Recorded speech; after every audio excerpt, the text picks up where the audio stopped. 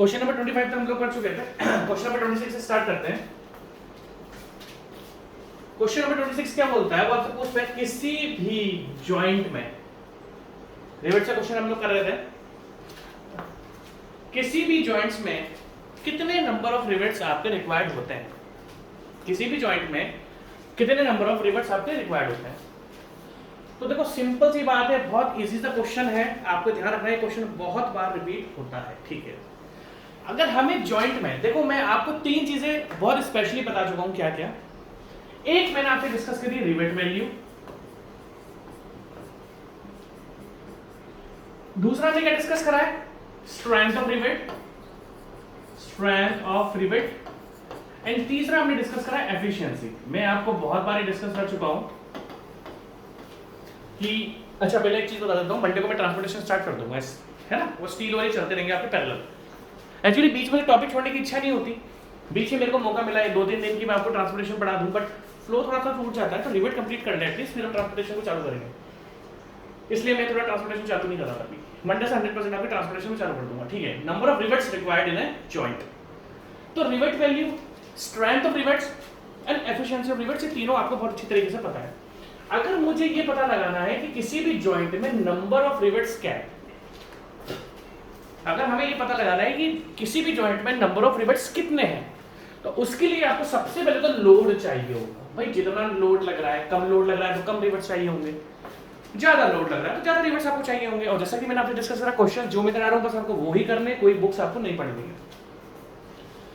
तो अगर हम कम रिवेट्स की बात करें, कम लोड है तो कम रिवेट्स लगेंगे, ज्यादा है तो ज्यादा। अब देखो जब नंबर ऑफ रिवेट की बात होती है तो इन तीनों में से एक वैल्यू यूज होती है, या तो रिवेट वैल्यू या स्ट्रेंथ या एफिशिएंसी। और जब मैं बता देता हूं, अगर आपको नंबर ऑफ रिवेट्स चाहिए किसी भी, क्योंकि आपको एक चीज 100% पता है, रिवेट वैल्यू जो होती है वो ओनली रिवेट्स की स्ट्रेंथ बताती है। अगर मैं इन तीनों में से पूछूं कि ओनली, अगर मैं आपसे पूछूं सॉरी ये स्ट्रेंथ ऑफ जॉइंट है, strength of riveted joint, strength of riveted joint, अगर मैं आपसे सिंपल सी बात पूछूं कि इन तीनों में से आप मेरे को बस एक ऐसी वैल्यू बताओ जो ओनली रिवेट से रिलेटेड है, तो आप बोलोगे सर जो रिवेट वैल्यू होती है ना वो ओनली रिवेट्स की दो स्ट्रेंथ बताती है, एक तो शियर स्ट्रेंथ बताती है, दूसरी बियरिंग स्ट्रेंथ बताती है, मतलब क्रशिंग स्ट्रेंथ। तो अगर मुझे नंबर ऑफ रिवेट्स चाहिए तो मुझे इन तीनों में से वही वैल्यू यूज करनी पड़ेगी जो ओनली रिवेट से कनेक्टेड है। और रिवेट से कनेक्टेड कौन सी वैल्यू है? रिवेट से कनेक्टेड है ओनली रिवेट वैल्यू। तो आपको स्पेशल ध्यान रखना है कि जब हम नंबर ऑफ रिवेट्स की बात करते हैं तो जो भी लोड होगा उसको मैं हमेशा किससे डिवाइड कर दूंगा? रिवेट वैल्यू से।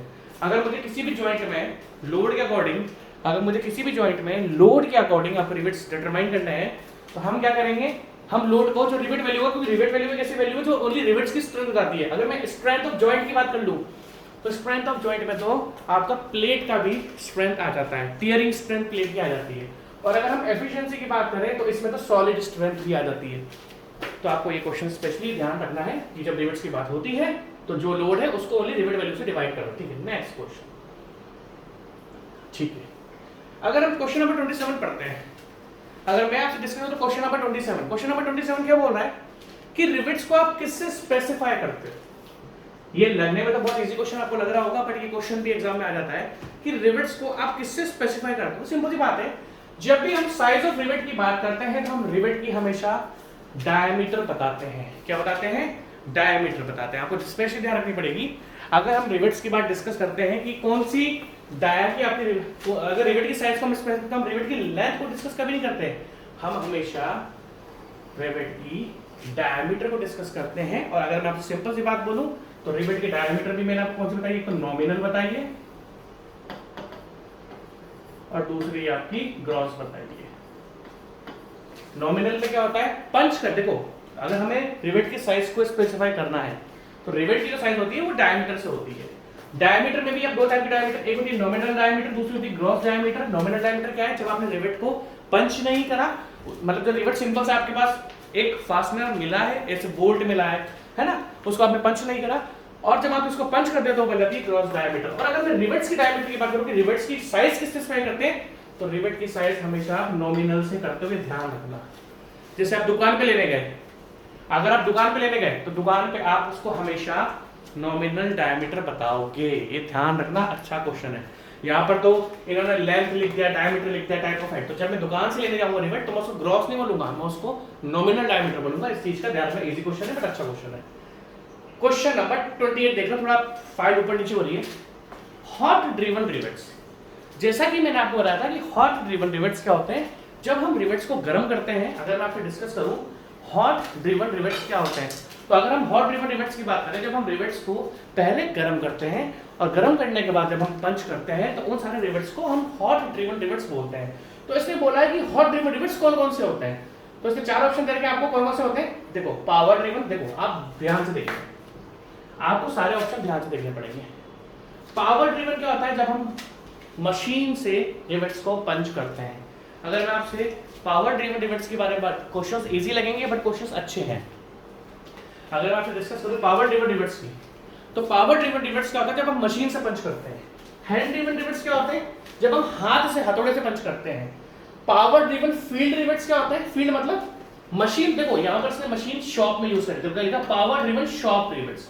यहां पर इन्होंने क्या लिखा हुआ है, पावर ड्रिवन शॉप रिवेट्स। यहां पर इन्होंने आपके सामने लिखा हुआ है पावर ड्रिवन शॉप रिवेट्स। अच्छा है, मतलब शॉप पर करा और पावर ड्रिवन मशीन से करा। सेकंड वाला हैंड ड्रिवन रिवेट्स, हाथ से करा। थर्ड वाला पावर ड्रिवन फील्ड रिवेट्स, और डी ऑप्शन है ऑल ओवर दिस। तो इसने बोला कि जो हॉट प्रोसेस है, इसने आपसे क्या पूछा, जो हॉट मेथड होता है रिवेटिंग का, उस हॉट मेथड को हम किस किस में फॉलो कर सकते हैं। तो भैया ध्यान रखना, हॉट मेथड को जो हमने हॉट मेथड लिया, हॉट मेथड को जो हॉट रिवेटिंग होती है उसमें आप उसको पावर ड्रिवन में भी यूज करते हो। जब आप गर्म करते हो तो आप मशीन से भी पंच कर सकते हो, उसको हाथ से भी पंच करते हो, बस केयर ज्यादा रखनी पड़ती है। पावर ड्रिवन फील्ड में भी कर सकते हैं। दैट मींस जो हॉट ड्रिवन रिवेट्स होते हैं वो हर जगह यूज होते हैं, चाहे वो हैंड ड्रिवन हो, चाहे पावर ड्रिवन हो, चाहे शॉप हो, चाहे फील्ड हो। हॉट मेथड जो है रिवेटिंग का वो हर जगह आपका यूज होता है। तो याद रखना, ऐसा नहीं कि जो हॉट होता है वो जल्दी, देखो हॉट मेथड की अगर मैं आपसे बात करूं, जो हॉट रिवेटिंग होता है, हॉट मेथड ऑफ रिवेटिंग होता है, वो जनरली शॉप में यूज करते हैं, बट कभी कभार फील्ड की भी रिक्वायरमेंट होती है, साइट की भी रिक्वायरमेंट होती है कि आपको हॉट रिवेटिंग ही करनी है। तो हॉट रिवेटिंग हम कभी कभार फील्ड पर भी करते हैं, बट वो मजबूरी में करते हैं। ठीक है, नेक्स्ट। तो ये ऑल ऑफ द अबव आएगा। जो हॉट मेथड है वो पावर ड्रिवन शॉप रिवेट्स भी है, हैंड ड्रिवन रिवेट्स भी है, पावर ड्रिवन फील्ड रिवेट्स भी है। शॉप मतलब दुकान पे या वर्कशॉप पे, फील्ड मतलब साइट पर, और यहाँ पर उसने कुछ मेंशन करा नहीं। Next question, question number 25। Question number 29 को देखो, ठीक है। अगर आपको ध्यान है तो अगर मुझे हॉट मेथड यूज करना है तो हॉट मेथड में हमें उसको गर्म करना पड़ता है। दूसरा मेथड है कोल्ड ड्रिवन मेथड।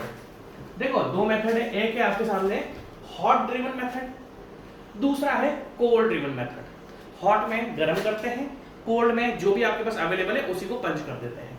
तो इसने आपसे क्या पूछा था, rivets which are driven at atmospheric temperature, मतलब जो बाहर का टेम्परेचर है एटमॉस्फेयर का, उसी टेम्परेचर पे आप रिवेट्स को पंच कर रहे हो। तो यहां पर आपने गर्म तो नहीं कहा, और जब मैं गर्म नहीं करता, और जब मैं गर्म नहीं करता तो उसको हम बोलते हैं कोल्ड ड्रिवन रिवेट्स।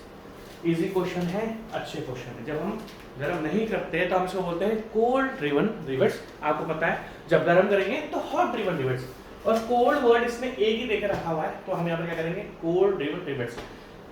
सिंपल सी फंडा है। दूसरा इसने कोल्ड के बारे में कुछ स्पेसिफाई करा नहीं है। ठीक है, नेक्स्ट क्वेश्चन, इजी क्वेश्चन है, अच्छा question. Next question, the power driven rivets. हाँ ये बहुत अच्छा क्वेश्चन है। क्वेश्चन देखो, इसने यहाँ पर आपके सामने पावर ड्रिवन रिवेट्स और शॉप किसको कंपेयर करा है। हाँ ठीक है, बहुत अच्छा क्वेश्चन है। इससे लिखा पावर ड्रिवन शॉप रिवेट्स को कंपेयर करा है पावर ड्रिवन फील्ड रिवेट से। जैसे कि मैंने आपको बोला, रिवेटिंग जब भी आप साइट पर करते हो आपको ये चीजें ध्यान से देखनी पड़ेंगी यार। यार क्वेश्चन में मेरे को लगा 2 ऑप्शंस और गायब से हैं। इसमें 2 ही ऑप्शन लिखे हुए हैं क्या? इसमें तो भैया 2 ही ऑप्शंस हैं। एक बार आप मुझे एक बार चेक करने दोगे इसमें रिमेनिंग 2 ऑप्शंस का है।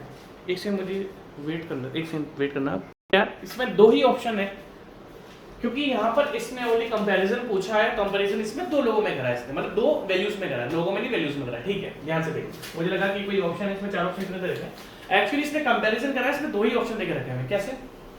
The power driven shop rivets and power driven field rivets. इन दोनों को इससे कंपैरिजन पूछा तो उसको 2 ऑप्शन की जरूरत है, 4 ऑप्शन की इसको जरूरत नहीं है। अगर पावर ड्रिवन की बात करते हैं, जैसे कि मैंने आपसे बोला कि जो शॉप रिवर्ट्स होते हैं, शॉप्स क्या होता है, वर्कशॉप होता है, शॉप मतलब दुकान, छोटी सी दुकान नहीं, वर्कशॉप जो होती है बड़ी बड़ी। अगर हम वर्कशॉप की बात करते हैं तो वर्कशॉप में हमारे पास क्वालिटी कंट्रोल बहुत ज्यादा होता है।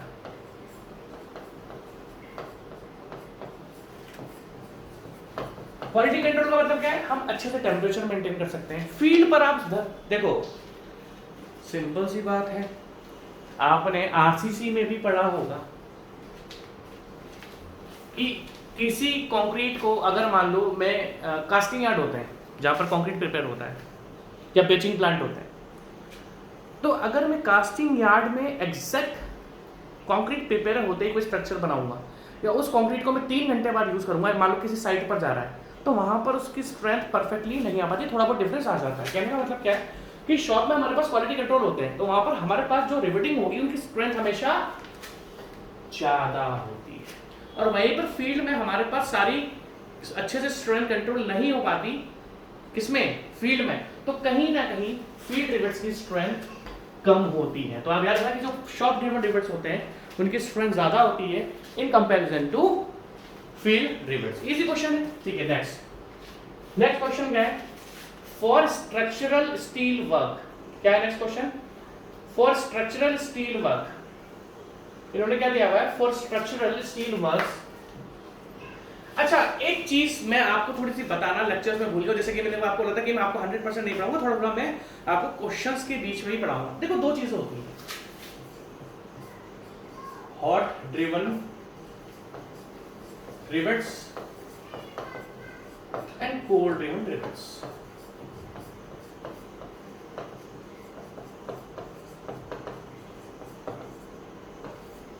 हमें यह तो पता है कि जो हॉट ड्रिवन रिवेट्स होते हैं और जो कोल्ड ड्रिवन रिवेट्स होते हैं, इनमें क्या डिफरेंस होता है? एक को गर्म करते हैं और एक को एटमॉस्फेरिक प्रेशर पे पंच कर देते हैं। पर जनरली क्या होता है, हॉट ड्रिवन रिवेट्स जो यूज होते हैं उनकी डायमीटर अलग होती है, और जो कोल्ड ड्रिवन रिवेट्स होते हैं, अगर मैं आपसे हॉट ड्रिवन रिवेट्स की बात करूं तो क्या है, इसकी डायमीटर जो यूज होती है 16, 18, 20, 22 एम। जनरली अगर मैं स्ट्रक्चर्स की बात करूं, पहली बात तो मैं स्ट्रक्चर्स में बात कर रहा हूं। मान लो आपने कोई स्टील स्ट्रक्चर बनाया, आपने कोई स्टील स्ट्रक्चर बनाया, स्टील स्ट्रक्चर में आपने हॉट ड्रिवन रिवेट्स यूज करने हैं, तो जनरली जो रिवेट की डायमीटर होती है, लाइक अभी तो जो मैं नॉमिनल डायमीटर की बात कर रहा हूं, रिवेट की जो डायमीटर होती है वो यूज होती है 16, 18, 20, 22। और अगर मैं कोल्ड मेथड की बात करता हूं तो कोल्ड में क्या होता है? 12, 16, 18, 20, 22। और ये जनरली शेप, जैसे मान लो मैं कोई गैस है, जैसे आपको बताता हूं, किसी कंटेनर में आपको बॉयलर जिसको बोलते हैं, जिसमें पानी उबलता है या स्टीम जनरेट होती है, बहुत सारी चीज़ है। कोई कंटेनर है जिसमें गैस स्टोर करनी है, या कोई बॉयलर है जिसमें आपने देखा होगा कि बहुत सारे प्लांट ऐसे होते हैं जिसमें पानी को उबाल के स्टीम बनाया जाता है। तो चाहे बॉयलर हो या किसी में आपको गैस स्टोर करनी हो, इसमें हर जगह रिवेट्स यूज होते हैं ताकि टूटे नहीं। बोल्ट्स लूज हो सकते हैं। कभी भी कोई कंटेनर जिसमें आपको गैस स्टोर करनी पड़ेगी या आपको उसमें स्टीम स्टोर करनी, स्टीम जनरेट करनी, उसमें कभी भी बोल्ट्स यूज नहीं होते। क्यों? अगर मैं आपके बारे में बोलूं कि इंडिया में आज भी क्या रिवेट्स यूज होते हैं? हाँ होते हैं ना, जो बॉयलर्स होते हैं ना, जिसके अंदर स्टीम होती है, जनरेट होती है, वो हमेशा आप मैकेनिकल वालों से पूछ सकते हो, उनके बॉयलर की डिजाइनिंग होगी। जो मैकेनिकल इंजीनियरिंग के स्टूडेंट्स हैं उनकी सिलेबस में मुझे लगता है कि जो बॉयलर होते हैं जिसमें स्टीम जनरेट होती है, उसमें हमेशा रिवेट्स यूज होते हैं। तो आपको ध्यान रखना है कि जो हॉट ड्रिवन मेथड है, हॉट ड्रिवन रिवेट्स जो होते हैं उनकी जो डायमीटर वो जनरली 16, 18, 20, 22 होती है, और कोल्ड ड्रिवन रिवेट्स की होती है 12, 16, 18, 20, 22। क्योंकि जो अगले 2 क्वेश्चन है वो इसी टॉपिक के ऊपर, इसलिए मैंने आपको पहले बता दिया। अब आप ध्यान से देखना, जैसा कि मैंने क्या बताया कि थ्योरी में काट काट के पढ़ाऊंगा और कुछ थ्योरी में आपको क्वेश्चंस कराते वक्त भी पढ़ाऊंगा, तो दोनों क्वेश्चंस और थ्योरी आपके लिए इंपॉर्टेंट है। ठीक है, ध्यान से देखना। फॉर स्ट्रक्चर, आप क्वेश्चन देखो, फॉर स्ट्रक्चरल स्टील वर्क्स, पहली बात उसने स्ट्रक्चर की बात कर दी। The diameter of hot driven rivets is 16, 18, 20 and 22। ऊपर देखो, मैंने आपको हॉट ड्रिवन की क्या बताई है। अगर मैं आपसे ऊपर की बात करूं तो ऊपर मैंने आपको क्या डायमीटर बताई है हॉट की? 16, 18, 20 है। तो इसने ये पूछा कि अगर आप कोई स्टील स्ट्रक्चर काम कर रहे हो इसने आपसे यही पूछा है कि अगर आप स्टील स्ट्रक्चर्स का कुछ स्टील स्ट्रक्चर्स बना रहे हो, तो जो अगर उसमें मान लो आपने हॉट ड्रिवन रिवेट्स यूज करे, उसमें आपने हॉट ड्रिवन रिवेट्स यूज करे, तो क्या उसमें 16, 18, 20 और 22 यूज होती है? तो ये स्टेटमेंट ट्रू है या फॉल्स है? हाँ जी, ये स्टेटमेंट आपका ट्रू है। हाँ जी, ये स्टेटमेंट आपका ट्रू है, 100% ट्रू है। तो आई होप आपको चीजें समझ में आ गई होगी कि हॉट ड्रिवन रिवेट्स की जो डायमीटर वो 16, 18, 20, 22 है और कोल्ड ड्रिवन की 12, 16, 18, 20, 22। ठीक, नेक्स्ट क्वेश्चन हम ध्यान से देखना। The diameter of cold driven rivets, देखो इसने आपसे ऑप्शन दे दिए कि जो कोल्ड ड्रिवन रिवेट्स होते हैं, इसने आपको ऑप्शन दे दिए जो कोल्ड ड्रिवन रिवेट्स होते हैं उसकी रेंज क्या है। तो आपको ध्यान रखना है कि जो कोल्ड ड्रिवन की रेंज बताइए, मैंने आपको क्या बताइए अभी, मैंने आपको बताइए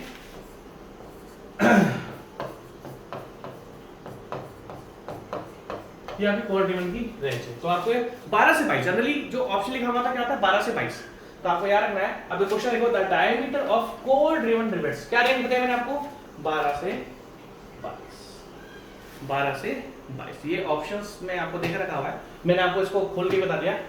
तो ये रेंज आपको थोड़ी सी ध्यान रखनी है। Next question, the cold driven rivets need large pressure. हाँ, जब मैं आपको इन दोनों के डिफरेंसेस बता रहा था, मैंने आपको कोल्ड ड्रिवन रिवेट्स और हॉट ड्रिवन रिवेट्स का डिफरेंस बताया था। मैंने आपको कोल्ड ड्रिवन रिवेट्स और हॉट ड्रिवन रिवेट्स का डिफरेंस बताया था। तो मैंने आपको साफ साफ बात बोली थी कि जब कोल्ड ड्रिवन रिवेट्स होते हैं उसमें ताकत ज्यादा लगानी पड़ती है, प्रेशर, और वहीं पर हॉट ड्रिवन रिवेट्स क्या होता है, hot driven rivets already plastic state में होता है। देखो क्या होता है, जब मैं हॉट ड्रिवन रिवेट्स को पंच करता हूं तो वो गर्म होता है, गर्म करने से वो क्या होता है प्लास्टिक स्टेट में होता है, मतलब प्लास्टिक स्टेट मतलब वो इजीली दूसरी शेप में ढल जाता है और जो रिवेट होल होता है उसके अंदर फिल हो जाता है। अगर आपको ध्यान होगा तो जो हमारा रिवेट होल है, हमारा मकसद क्या होता है कि हम रिवेट को इस तरीके से पंच करें, हम रिवेट को इस तरीके से पंच करें, हम रिवेट को इस तरीके से पंच करें कि हमारा रिवेट होल अच्छे से भर जाए। हॉट मेथड में क्या होता है कि ऑलरेडी रिवेट्स प्लास्टिक स्टेट में होते हैं, उसमें ताकत ज्यादा लगानी नहीं पड़ती। बट अगर मैं आपसे कोल्ड मेथड की बात करूंगा तो उसमें तो एटमॉस्फेरिक टेम्परेचर पे होते हैं रिवेट्स, उसमें आपको ज्यादा ताकत मतलब लार्ज प्रेशर लगाना पड़ता है। और ये स्टेटमेंट 100% ट्रू है। इस स्टेटमेंट से मैं अग्री करता हूं क्योंकि प्लास्टिक स्टेट में नहीं होते। जब हम कोल्ड ड्रिवन मेथड यूज करते हैं तो उसमें आपका प्लास्टिसिटी नहीं होती, इस कारण रिवेट होल को अच्छे से भरने के लिए हमें ज्यादा ताकत लगानी पड़ती है। Next question, the strength of rivet. और बहुत अच्छा क्वेश्चन है, बहुत ही अच्छा क्वेश्चन है। छोटे छोटे क्वेश्चन है और ये सारे क्वेश्चन आपको आईईएस लेवल तक में भी मिलेंगे, जेई लेवल में तो मिलेंगे मिलेंगे, जेई लेवल में तो मिलेंगे, आईईएस लेवल में भी छोटे छोटे क्वेश्चन मिलते हैं, मिक्स हो गए। ठीक है, क्वेश्चन देखना, क्वेश्चन क्या है, द स्ट्रेंथ ऑफ रिवेट। देखो हमारे पास दो मेथड है, अब आप ध्यान से देखना, एक है हॉट ड्रिवन रिवेट्स, दूसरा है कोल्ड ड्रिवन रिवेट्स। ये भी मैंने आपको बताया था बट मैं आपको एक बार बता देता हूं। अगर मैं आपसे हॉट ड्रिवन रिवेट्स और कोल्ड ड्रिवन रिवेट्स की बात करूं, अगर मैं आपसे हॉट ड्रिवन रिवेट और कोल्ड ड्रिवन रिवेट की बात करूं और अगर मैं आपसे इनके स्ट्रेंथ के कंपैरिजन में करूं, तो याद रखना मैंने आपसे कहा था जब हम हॉट ड्रिवन रिवेट्स को यूज करते हैं तो मटेरियल प्लास्टिक स्टेट में होता है और वो बहुत ज्यादा फैलता है। क्या होता है? फैलता है, मटेरियल बहुत ज्यादा फैलता है। तो मटेरियल जब फैलेगा, क्यों? क्योंकि आपने उसको गर्म करा है। कोई भी चीज गर्म करते हैं तो आपको देखो ध्यान से देखना, हम जब कोई भी चीज गर्म करेंगे तो वो फैलती है, एक्सपैंड करती है। जब गर्म करोगे तो फैलेगी। अब जब जैसे जैसे रिवेट, अब ध्यान से देखना, जैसे जैसे रिवेट ठंडा होता है तो वो अपने आप को श्रिंक करने की कोशिश करता है। इस कारण जब वो अपने आप को एक्सपेंड करने के बाद श्रिंक करने की कोशिश करता है तो इसके अंदर एडिशनल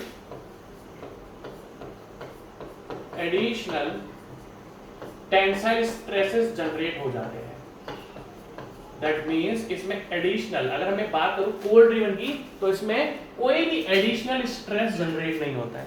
और अगर हम हॉट ड्रिवन मेथड की बात करें तो हॉट ड्रिवन मेथड में एडिशनल टेंसाइल स्ट्रेसेस जनरेट हो जाते हैं, जिस कारण आपकी स्ट्रेंथ रिड्यूस हो जाती है। जिस कारण आपकी, अगर हम बात करें हॉट ड्रिवन रिवेट्स की, तो मैंने आपको पहले बताया था हॉट ड्रिवन रिवेट्स में आपको कुछ नहीं करना है, आपको बस ये ध्यान रखना है कि वो एक्सपेंड होता है और एक्सपेंड होने के बाद उसको श्रिंक करने की कोशिश करता है। जब श्रिंक होता है तो उसके अंदर एडिशनल टेंसाइल स्ट्रेसेस, खींचने वाले जो स्ट्रेसेस होते हैं, क्योंकि जब कोई चीज देखो ये अपने आप को श्रिंक करेगा तो मटेरियल अपने आप को फैलाने की कोशिश करेगा, खींचने की कोशिश करेगा, तो इसमें एडिशनल टेंसाइल स्ट्रेसेस जनरेट हो जाते हैं, जिस कारण स्ट्रेंथ काफी घट जाती है। तो आपको ध्यान रखना है कि हॉट ड्रिवन रिवेट्स की जो स्ट्रेंथ होती है वो कम होती है, क्योंकि इसमें एडिशनल, भाई देखो दो चीजें हैं, मेरे पास 10 रुपए है, अब उस 10 रुपए की या तो मैं कोई काम की चीज ले लूं, आप समझ मेरी बात, या मैं फालतू चीजें ले लूं। अब उस 10 रुपए की, जो मेरे पास 10 रुपए हैं, मान लो मैं पहाड़ पे गया, उत्तराखंड में गया, बहुत दिनों से उत्तराखंड की याद आ रही है यार, बहुत दिन हो गए गए हुए, जाना पड़ेगा, मुझे रेस्ट चाहिए होता उत्तराखंड में, उत्तराखंड में जरूर जाता हूँ भैया, फेवरेट प्लेस है मेरी पहाड़ों के बीच में। एक बार तो हम सो भी गए थे, मैं, मेरे दोस्त थे कोटा के, जयपुर के, कानपुर के भी थे, हम सारे दोस्त गए, ऋषिकेश चल गए। आप बिलीव नहीं करोगे, हम ऋषिकेश में, फिर ऋषिकेश में हमने क्या करा यार, पहले बोला यार होटल और रिजॉर्ट्स तो हमने बहुत कर लिया, होटल रिजॉर्ट्स में नहीं जाएंगे, तो हमने क्या करा, एक लोकल आदमी था, हमने उसके ऊपर का जंगल ले लिया था, 500 रुपये पर नाइट उसने हमें दे दिया कि भैया ले लो।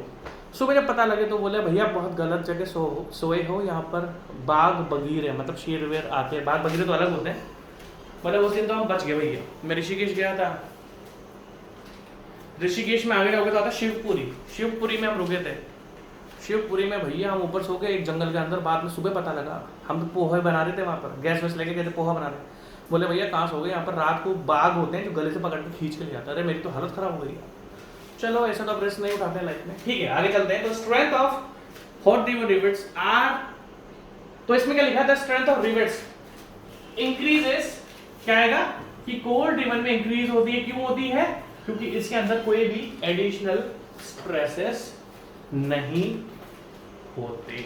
ये छोटी छोटी चीजें हैं जो आपको थोड़ी थोड़ी ध्यान रखनी पड़ेगी, ठीक है। Next question, for rivets diameter up to 24 mm, जैसे कि हमें पता है कि 24-25 mm था, एक्चुअली 25 mm होता है, हम जो डायमीटर होता है रिवेट होल का वो 1.5 mm, मान लो आपका रिवेट 25 mm तक का है, 25 mm तक का है, अगर आपका रिवेट 25 mm तक का है तो रिवेट होल हम 1.5 mm एक्स्ट्रा छोड़ते हैं, क्योंकि रिवेट को जब हम पंच करेंगे तो वो फैलता है। उसी तरीके से जब आपका रिवेट 25 mm से बड़ा होता है, 25 mm से, देखो नेक्स्ट क्वेश्चन क्या है, the diameter of rivet hole is made larger than the diameter of rivet by 2 mm कब करते हैं हम, जब 25 mm से बड़ा होता है, बट से 25 mm नहीं लिखा, एक्सीडिंग 24 mm, तो इसका आंसर क्या आएगा, 25 mm 24 mm से तो बड़ा ही होता है। तो जब हम देखो रिवेट होल को 1.5 mm कब छोड़ते हैं, जब आपका रिवेट का नॉमिनल डायमीटर 25 mm तक है। अब 25 mm से ज्यादा अगर आपका रिवेट का नॉमिनल डायमीटर है तो रिवेट होल के लिए हम 2 mm एक्स्ट्रा छोड़ते हैं। मान लो अगर मान लो 24 है या 24 से ज्यादा है तो उसके, एक्चुअली 24 नहीं 25 होता है, ये 24 इसमें गलत लिखा हुआ है, 24 नहीं होता 25 होता है। 25 से ज्यादा अगर आपका नॉमिनल डायमीटर है किसका, रिवेट्स का, तो आप रिवेट होल 2 mm बड़ा छोड़ोगे ताकि वो अच्छे से फिल हो जाए, ठीक है। ये तो इजी क्वेश्चन है, हमने थ्योरी में ही पढ़ लिए थे। Next question, the diameter of core, ठीक है ध्यान से देखना। अगर मैं आपसे क्वेश्चन नंबर 37 की बात करता हूं तो आप एक चीज नोटिस करो, बहुत सारे क्वेश्चंस आपके सामने हॉट ड्रिवन और कोल्ड ड्रिवन से आ रहे हैं, बहुत सारे क्वेश्चंस आते हैं, ऐसा नहीं कि नहीं आते। क्वेश्चन नंबर 37 देखते हैं। क्वेश्चन 37 में लिखा हुआ है, देखो सिंपल क्वेश्चन है, 36 तक हमने कर लिए थे, क्वेश्चन नंबर 37 देखते हैं। अच्छा क्वेश्चन है, क्वेश्चन नंबर 36 की अगर हम लोग बात करें तो उससे पूछा है the diameter of cold rivet, the diameter of cold rivet measured before driving. जैसे कि मैंने आपको बताया था कि जब हम रिवेट को उसकी नेचुरल कंडीशन में, अगर हम दैट मींस पंच करने से पहले जो उसकी एग्जिस्टिंग स्टेट है, जैसे बोल्ट होता है, बोल्ट आप दुकान से खरीद के लाए, तो अगर मैं उस बोल्ट की डायमीटर आपसे पूछूंगा तो उस डायमीटर को हम बोलते हैं नॉमिनल डायमीटर। देखो बोल्ट का तो वैसे टॉपिक अलग है, मैं रिवेट से कंपैरिजन कर रहा था, बट बोल्ट और रिवेट में क्या होता है, बोल्ट का फिक्स करने के बाद जब हम बोल्ट को होल में फिक्स कर देते हैं तो बोल्ट की डायमीटर चेंज नहीं होती, बट रिवेट की डायमीटर चेंज हो जाती है। अगर हम बोल्ट और रिवेट को कंपेयर करें तो बोल्ट और रिवेट में क्या डिफरेंस है कि रिवेट्स की तो डायमीटर जब हम उसको होल में पंच करते हैं तो रिवेट्स की डायमीटर चेंज हो जाती है। तो जो आपकी नेचुरल कंडीशन में, लाइक जो आप दुकान से खरीद के लाए, उस रिवेट की जो डायमीटर होती है उसको बोलते हैं नॉमिनल डायमीटर, और जब हम रिवेट को पंच कर देते हैं उसकी जो डायमीटर बनती है वो बनती है आपकी ग्रॉस डायमीटर। इजी सा क्वेश्चन था, कुछ बड़ी बात नहीं है, ठीक है। अब अगर मैं आपसे आगे एक बार डिस्कस करूं, क्वेश्चन नंबर 38 देखो। क्वेश्चन नंबर 38 अच्छा क्वेश्चन है, थोड़ा सा यार फाइल आगे पीछे हो रही है।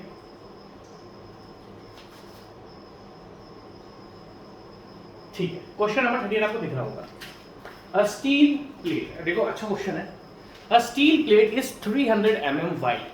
अ स्टील प्लेट इज, एक स्टील प्लेट है जिसकी विड्थ है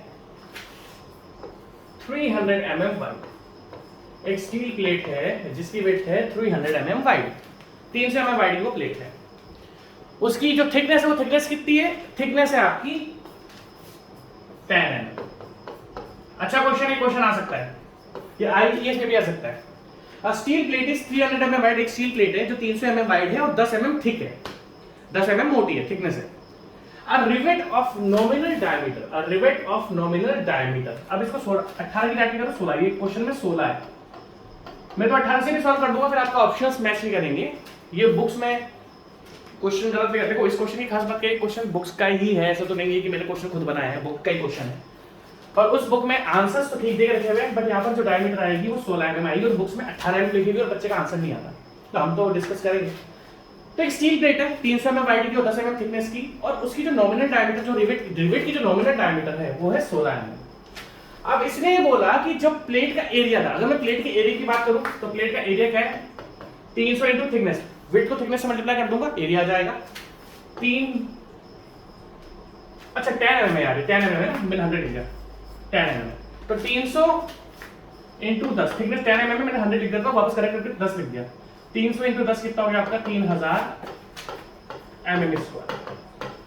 आपका जो एरिया था प्लेट का 300 स्क्वायर mm स्क्वायर। अब देखो, जब आपने रिवेट होल्स करे हैं, जब आपने रिवेट होल पंच करे हैं, तो रिवेट होल्स की वजह से एरिया कम हुआ होगा। तो कितने रिवेट? इसने बोला है कि अब रिवेट, एक रिवेट को उसके अंदर पंच करा गया, तो इसका एरिया क्या हुआ? पहली बार अगर हम रिवेट, देखो प्लेट के अंदर हमें रिवेट होल करना है और एक होल करना है, तो that means gross diameter of rivet कितना होगा? अगर हम ग्रॉस डायमीटर की बात करें तो ग्रॉस डायमीटर क्या होगा? देखो 25 mm से छोटा है, तो 16 mm प्लस 1.5,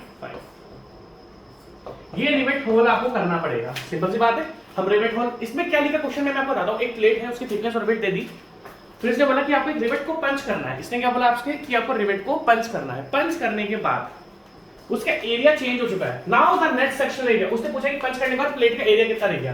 तो अगर मैं बात करूं gross diameter of rivet hole, हमें रिवेट से मतलब नहीं है, क्योंकि हमें रिवेट होल करना है प्लेट में, तो हमें रिवेट होल का डायमीटर देखना पड़ेगा, जो कि 1.5 mm एक्स्ट्रा होगा। तो 16 plus 1.5 equals to 17.5, 17.5 mm। That means जो आप रिवेट होल करोगे, जो आप रिवेट होल करोगे वो 17.5 mm का होगा। अब इसका एरिया देख लेते हैं, उस एरिया को इस एरिया में से माइनस कर देंगे। एरिया क्या होता है? किसी भी सर्कुलर पोर्शन का एरिया क्या होता है? π/4 इंटू डायमीटर कितनी है, कितने का आपने करा? 17.5 का करा, 17.5 का होल स्क्वायर। क्या करेंगे हम? इसका एरिया फाइंड कर लेते हैं। That means 3.14 multiply by 17.5 multiply by 17.5 divided by 4, divided by 4 which equals to 240। That means जो रिवेट होल का एरिया है वो आ रहा है आपका, रिवेट होल का जो एरिया वो आ रहा है आपका 240.4, 240.4। ये रिवेट होल का, रिवेट का नहीं, क्योंकि प्लेट में तो हमें रिवेट होल करना पड़ेगा, तो आपको रिवेट होल का एरिया चाहिए होगा। तो रिवेट होल का जो आपका एरिया है वो आ रहा है 240। तो इस वाले एरिया में से अगर मैं इस एरिया को माइनस करूंगा तो मेरे पास नेट सेक्शनल एरिया आ जाएगा प्लेट का। ठीक है, तो हम करते हैं 3000 माइनस 240.4 विच इक्वल्स टू 2759, 2759। ये तो आ नहीं रहा, ये तो अभी भी नहीं आ रहा। मेरा आंसर आ रहा है 2759, 2759। यार मैं गड़बड़ तो कुछ नहीं करी। आपका जो रिवेट था, चलो मैं एक बार 18 से करके देखूं, मैं तो 18 से भी कर सकता हूं। बात ये है, स्टील प्लेट 300 mm, ठीक है, 3000 एरिया आ गया। उसके बाद रिवेट का जो नॉमिनल डायमीटर था, नॉमिनल डायमीटर था 16 mm। 16 mm में हमें 1.5 mm ऐड करना पड़ेगा, क्योंकि 25 mm तक का है। 25 mm के बाद हम 2 mm ऐड करते हैं, तो 16 mm प्लस 1.5 17.5 mm आ गया। ये भाई रिवेट होल की डायमीटर होगी। और अगर मैं अब रिवेट का एरिया लूंगा, यार मैंने कहा तो सही है, गड़बड़ कैसा है ये, एक सेकंड, 17.5 का square multiply by 22 divided by 28, 240.6। यार आंसर तो मेरा सही आ रहा है, ये आ रहा है 240.4 है 2. तो अगर 3000 में से 3000 माइनस 240.6 में माइनस करता हूँ तो मेरा आंसर आ रहा है 2759.4 mm²। आंसर तो इसका एग्जैक्ट यही है। और अगर मैं 18 से भी करता हूँ, मान लो मैंने आपसे बोला कि क्वेश्चन में 16 mm होना चाहिए, मैं 18 से करके देखता हूँ, मैं 18 से भी कर दूंगा आपका। तो देखो 18 + 1 19.5, तो 3.14। मैं क्या कर रहा हूँ यहाँ पर मेरे को बस क्या करना है, 18 है तो 18 में 1.5 ऐड करोगे तो 1.5 ऐड करके कितना बन जाएगा 19.5। दैट मीन्स 19.5 का स्क्वायर इंटू, अरे यार 19.5 का square into 3.14 divided by 4 minus, ये आ रहा है 298 माइनस 3000 तो आ रहा है 2710। यार ऑप्शन इसमें गलत है, आप एग्जैक्ट आंसर लिखो क्योंकि आंसर मेरा ये वाला सही है, इसमें कहीं ना कहीं ऑप्शंस गलत देकर रखे हुए हैं। ये प्रोसीजर तो मैंने आपको बताया ना, जो भी प्लेट का एरिया हो, और सिंपल सा बात है कि एक ही रिवेट होल माइनस करा है, rivet hole of nominal diameter is driven. तो हमारा आंसर सही है, इसमें ऑप्शंस गलत देकर रखे क्योंकि अगर मैं 18 mm से भी करूंगा, जब मैं 18 mm से कर रहा हूं तो मेरा आंसर आ रहा है, देखो जब हमने 16 mm से करा तो हमारा आंसर आ रहा है 2759.4। जब मैं 16 mm से कर रहा हूं, जब मैं 18 mm से कर रहा हूं तो 2701.5। जब मैं, तो दोनों से इसका आंसर ऑप्शंस में नहीं है, कोई बात नहीं, ऑप्शंस गलत हो सकते हैं, हमारा प्रोसीजर बिल्कुल सही है, ठीक है। तो इसी तरह करना, प्लेट का एरिया फाइंड करना, रिवेट होल का एरिया फाइंड करना, जो कि मैंने π/4 × d² करा, बिल्कुल परफेक्ट करा है। और इस रिवेट होल को मैं प्लेट के एरिया से माइनस कर दूंगा तो मेरे पास नेट एरिया ऑफ प्लेट आ जाएगा जो कि 2759.4 है। मैं 278 है ना, तो गड़बड़ है इस ऑप्शंस में, ठीक है। नेक्स्ट करते हैं क्वेश्चन, ये क्वेश्चन मेरा प्रोसीजर सही है, ठीक है। The distance between two consecutive rivets, आप देखना ध्यान से, बहुत अच्छा क्वेश्चन है। जब मैं आपको सारे पैरामीटर्स पढ़ा रहा था रिवेट की, आपको मैं एक डायग्राम बना के दिखाता हूँ, आपको कुछ याद आ जाएगा। मैं आपको डायग्राम बना के दिखाता हूँ, तभी क्वेश्चन करने में आपको मजा आएगा। देखो जब मैं आपको क्वेश्चन करा रहा था, ध्यान से देखना, मैंने दो प्लेट्स को ज्वाइन करा था कुछ इस तरीके से, इसमें रिवेट्स थे और इसमें रिवेट्स थे, ध्यान से देखना, मजा आएगा। ये फोर्स होता है P। अब अगर मैं आपसे पूछूं रिवेट लाइन क्या है, तो आप बोलोगे सर देखो ये जो है ये दोनों रिवेट लाइन है। अगर मैं पूछूं कि इन दोनों लाइन के बीच में जो डिस्टेंस होती है उस डिस्टेंस को आप क्या बोलते हो, तो आप बोलोगे सर हम इसको पिच बोलते हैं। मैंने आपको पूरा एक्सप्लेन करा था, इसको हम क्या बोलते हैं सर, इसको हम पिच बोलते हैं। और मैंने आपको बताया था कि अगर हम फोर्स के परपेंडिकुलर कोई लाइन लेते हैं तो इस लाइन को हम क्या बोलते हैं, गेज। इस लाइन को हम क्या बोलते हैं, गेज। आपको मैंने अच्छी तरीके से बताई ये बात। देखो आप ये नहीं बोल सकते सर मैंने पूरा एक्सप्लेन कराया, पढ़ाया है मैंने आपको। आप बोलोगे कि सर जब फोर्स के पैरेलल जो दो रिवेट लाइन की डिस्टेंस होती है इसको हम पिच बोलते हैं, और फोर्स के परपेंडिकुलर जो लाइन होती है उसको हम क्या बोलते हैं, गेज लाइन बोलते हैं। बताया ना, नहीं बोला था। अब देखो द डिस्टेंस बिटवीन, ध्यान से देखना, two consecutive rivets of adjacent chains measured at right angle. आपको स्पेशली याद रखनी है बात कि फोर्स के पैरेलल जो लाइन होती है वो तो होती है आपकी रिवेट पिच। फोर्स के पैरेलल जो होती है वो तो होती है पिच, और फोर्स की जो परपेंडिकुलर लाइन होती है दो रिवेट्स के बीच में इसको हम क्या बोलते हैं, गेज। तो आपको चीज स्पेशली याद रखनी है, ठीक है भाई। तो देखो इसमें जो थर्ड ऑप्शन है वो गेज देके रखा हुआ है, आप देख सकते हो। फोर्थ ऑप्शन तो मैं दिख नहीं रहा, तो थर्ड ऑप्शन हमें गेज देके रखा हुआ है। तो आप ये बिल्कुल अच्छी तरीके से देख सकते हो कि हाँ फोर्स के परपेंडिकुलर की बात होती है, और देखो फोर्स के measured at right angles, measured at right angles. जब राइट एंगल की बात होती है तो गेज होती है, और फोर्स के पैरेलल जो होती है वो पिच होती है। ये दोनों बातें आपको स्पेशली ध्यान रखनी है, ठीक है। वैसे अगर मैं अगला क्वेश्चन आपको दिखाऊं, देखो अगला क्वेश्चन देखते हैं। The rivet line is known as, देखो रिवेट लाइन जो होती है, देखो मैं आपको बताता हूं, ध्यान से देखना, ध्यान से देखना। हमें गेज लाइन पता है, ध्यान से देखना। होता क्या है जब स्पेशली उसने आपसे मेंशन करवा लिया कि फोर्स के परपेंडिकुलर क्या है, फोर्स के पैरेलल क्या है, तो आपको हमेशा पता होगा कि फोर्स के पैरेलल पिच होगा और फोर्स के परपेंडिकुलर आपका गेज लाइन होगा। अब क्या होता है कुछ क्वेश्चन में ये पूछ लेता है, जैसे देखो अगर मैं आपसे बात करूं, मैंने मानो यहां पर 4 रोल कर रखे हैं, यहाँ पर भी 4 होल करके रखे हुए हैं। देखो रिवेट्स तो इसमें भी लगेगा, इसमें भी लगेगा, इसमें भी लगेगा, इसमें भी लगेगा, इसमें भी लगेगा, इसमें भी लगेगा, इसमें भी लगेगा और इसमें भी लगेगा। रिवेट्स तो सब में लगते हैं। जब आपसे वो स्पेसिफाई करे, जब वो आपसे स्पेशली डिफरेंस पूछे, जब वो आपसे स्पेशली डिफरेंस पूछे कि फोर्स के परपेंडिकुलर कौन सा है, फोर्स के पैरेलल कौन सा है, तो वो आपसे 100% आंसर करेक्ट चाहेगा कि अगर मैंने तेरे को फोर्स देकर रखा हुआ है कि पैरेलल और परपेंडिकुलर क्या है, अगर वो आपसे पूछेगा फोर्स का पैरेलल और परपेंडिकुलर क्या है, तो आपसे स्पेशली क्लियर पूछेगा कि गेज क्या है और पिच क्या है। बट होता क्या है, द रिवेट लाइन, अगर मैं बात करूं तो रिवेट्स तो देखो मेरे इस लाइन में भी लगेंगे और रिवेट्स मेरे इस लाइन में भी लगेंगे। अगर उसने आपसे डिफरेंस नहीं पूछा है तो रिवेट और गेज लाइन को एक ही मान लिया जाता है जब तक वो आपसे फोर्स नहीं पूछ रहा है। अभी इसके पहले क्वेश्चन में उसने आपसे फोर्स पूछा था, इससे पहले क्वेश्चन में इसने आपसे फोर्स पूछा था। देखो ध्यान से देखना। अब अगर हम आगे बात डिस्कस करें तो देखो ये क्या है, ये पिच लाइन है, ये क्या है, ये गेज लाइन है। बट कभी कभार क्या होता है, इस क्वेश्चन को मिक्स कर देता है कि जो रिवेट लाइन होती है ना, तो बोलता है कि देखो भैया इस लाइन में भी रिवेट्स लगनी है और इस लाइन में भी रिवेट्स लगनी है, तो इन सबको वो एक ही लाइन दिखा देता है। तो इसमें ये लिखा है द रिवेट, और जब इसने फोर्स से भी कंपैरिजन नहीं कराया, the rivet line is also known as, rivet line का नाम है स्क्रीव लाइन। ये आपने पढ़ा नहीं होगा, देख लो। जो रिवेट लाइन है हम इसको स्क्रीव लाइन भी बोलते हैं, बैक लाइन भी बोलते हैं, गेज लाइन भी बोलते हैं एंड गेज डिस्टेंस भी बोलते हैं। तो अभी ध्यान से देखना कि जब इसने आपका फोर्स को डिफरेंशिएट नहीं करा है तो सबको एक ही बता सकता है। तो इसका आंसर क्या होगा, आप ध्यान से देखना।